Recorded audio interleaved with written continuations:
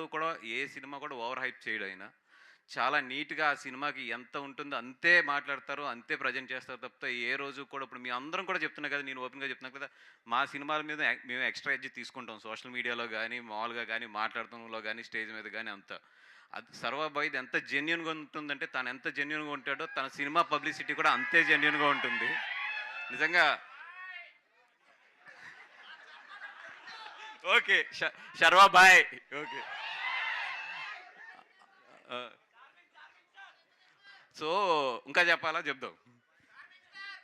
So, 'charming star శర్వాబాయ్' తన తన genuinity ఎంత ఉంటుందో సినిమాలో కూడా అంతే జెన్యూనిటీ ఉంటుంది. అంటే తను చూస్ చేసుకునే కథలు గాని, ఇయి గాని నిజంగా చెప్తున్నా మన సంక్రాంతికి తనకొచ్చిన సినిమా ఓకే. మేడం వచ్చింది సార్ ఆగుదామా?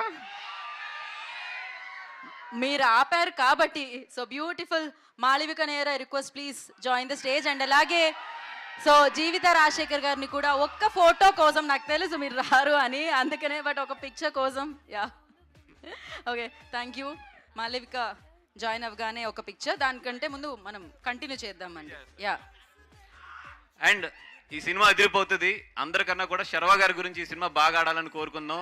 ఎందుకంటే మొన్న మంచి సినిమా చేశారు ఆయన సంక్రాంతిలో. ఆ సినిమా కన్నా కూడా ఈ సినిమా ఇంకా చాలా బాగా ఆడాలని కోరుకుందాం. Thank you.